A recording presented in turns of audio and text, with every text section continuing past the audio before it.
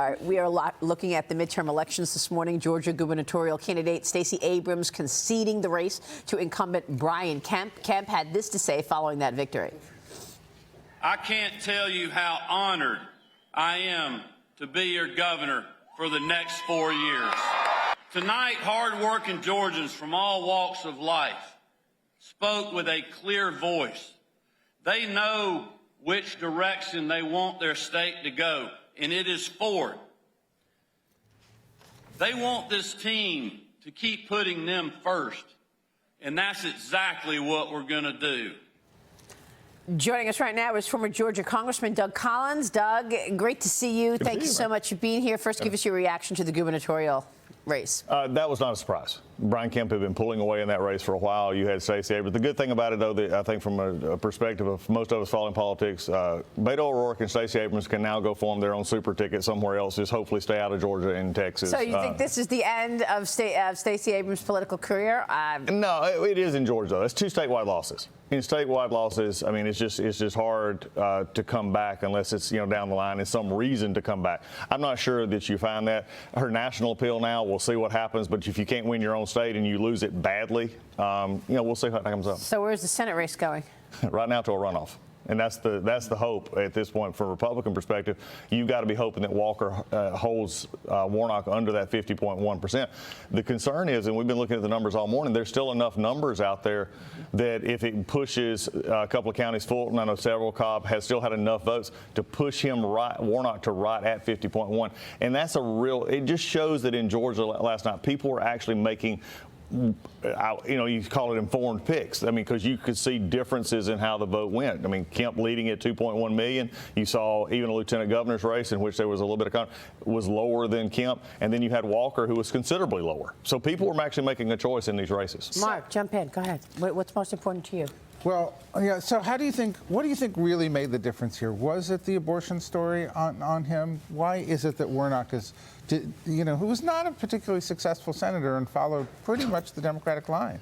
I think it hurt. I think the abortion stories hurt. I think it's what that. But you also had the narrative. Walker had trouble. You were always seeing it in the polling for the last 2 months in Georgia. Walker was never up to where Kemp was. There was always a concerted discontent at times with Walker among Republican voters. Democrat voters were not coming over. And so I think it just at the end of the day, you saw what I would have considered, and I've said this before, you call it anti-Trump, I call it whatever you want to call it. Anti-establishment vote, that they just said, we're not going to go with Walker. And yesterday, I was saying this earlier, there's one thing that I saw when somebody left the polling booth, they said, I voted for Kemp, but I didn't like the Senate race at all. I just left it blank. I saw that a couple of times, yeah. Don't you think it's going to be suburban women? Ultimately, suburban women were comfortable with Kemp, who really stood up to Trump, and they were not comfortable with Walker. And that's what I'm saying. There was that mix in vote because you saw it on down the line. Raffensperger was the next largest vote getter in Georgia. So yes, you did see that hanging over. It's also the issue of the incumbent. Oh yeah. That the governor, the incumbent, Raphael Warnock, although he hasn't been there that long, the incumbent, and it's very hard. People become comfortable with the people who've held office, and they know Raphael Warnock better than Herschel Walker as a politician, for sure. It is, and also Warnock is I mean, again, even with everything in this election, Warnock has still went through it with relatively undefined. I mean, he is to a point, but there is still that undefined element to Raphael Warnock. And, again, I think the Walker issue, never being able to fully define himself and say, I'm the alternative, and people feel comfortable, as Mark said, voting. What I was going to ask you is, so Walker did not get the lift from the popularity of the governor in the way that people thought. They never campaigned together, which is very interesting. They never campaigned together in this race. Here we are, Doug, talking about this great governor's race and the Senate race, and it's going to go to a runoff. Georgia was supposed to be the epicenter of the death of democracy. Do you remember that? Yeah. I mean, that's what we were actually talking about that in this country. And it is the most vibrant display of democracy we're seeing anywhere. That, to me, is the bigger issue here. Is that going to put to bed this notion that this country with record turnout somehow is undergoing a threat to democracy? Ask Joe Biden. Ask Kamala Harris. Ask Stacey Abrams. Ask these. They were the ones pushing this narrative, from the beginning. Last year when the vote SB 202 was passed, I was on and talking about this, saying, look, folks, read the bill. Read it, riff. Reading is fundamental. Read the bill. And what we actually saw was higher voter turnout. People were going forward. And then you had Abrams saying, well, some people are being challenged, and you can't, you better bring water. I mean, it's just a downplaying to the voter. So I'm thinking this is going to have to be put together.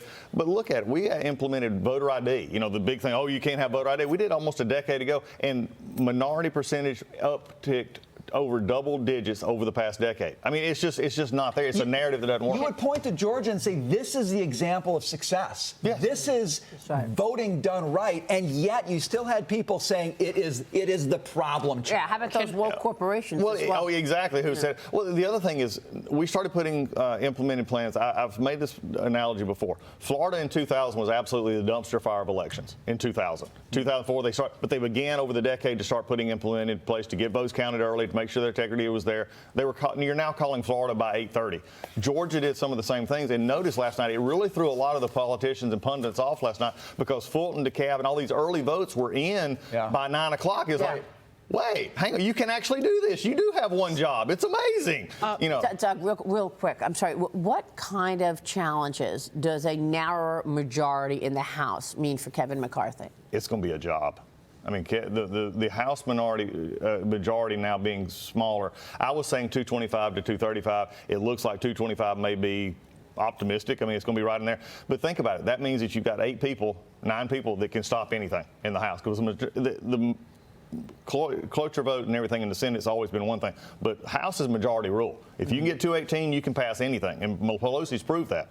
But now with that kind of a majority where you've got people who've always voted no on spending bills, always voted no on other things, it will make it more difficult. Hopefully we'll come together, find some good compromise, and we'll see. Does McCarthy keep his job?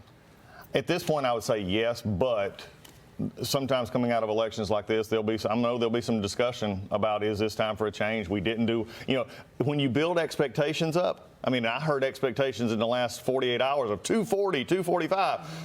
It never materialized. So, again, it's not meeting expectations. We'll see. And Rick Scott's expectations on the Senate have not so far come true either. I've said this before. Look, as much as people are upset with Mitch McConnell, and these two votes are also in closed rooms, nobody watching. And in the Senate, Mitch McConnell had 225 to 230 votes, which all he needed was the 1+ majority to maintain his leadership position. He had those 6 months ago. That was never an issue. So he's not in any danger? I don't foresee it. I mean, because he's going to. The question right now, though, frankly, is we need to look at it, is a couple of these races still going, will the Senate maintain Democrat control? Yeah. And I think that's really, at this point, so whoever's minority leader, frankly, is, it'll be an issue. Doug, thank you. Great to get your take on all this, and great to see you in person. Good to see you Doug again. Collins here on set.